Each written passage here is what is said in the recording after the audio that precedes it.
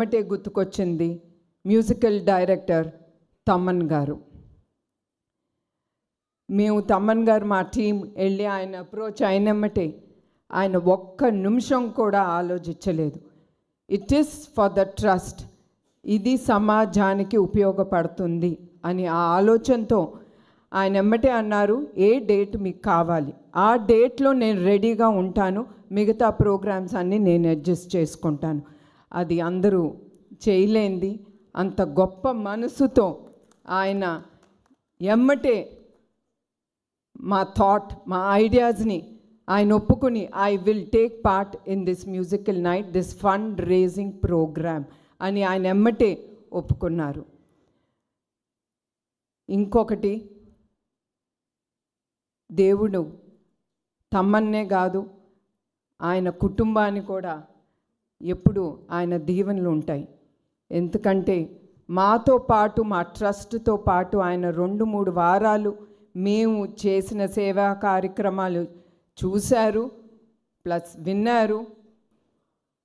అవి చూసినమ్మటే ఆయన ఒకటే అన్నారు, I'm doing this show free. నేను ఈ షో ట్రస్ట్కి ₹1 కూడా నేను తీసుకోను. I'm giving back to the society అనే ఆ గొప్ప హృదయంతో మన తమన్ గారు అది ఆయన ముందుకి తీసుకెళ్తున్నారు. అట్లాంటి వ్యక్తులు మనం చాలా తక్కువ మందిని చూస్తూ ఉంటాం.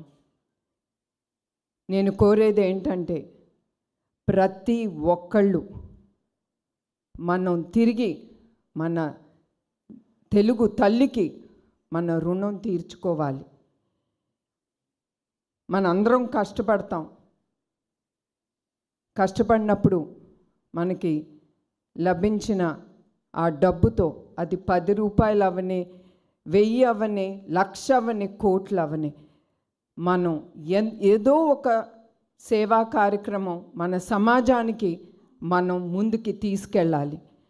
ఆ గొప్ప మనసుతో మనం తిరిగి సమాజ సేవా కార్యక్రమాలు ఏదో విధంగా మనం చేయబట్టి ఒక ఉపయోగకరంగా మనం చివరికి ఉండాలి.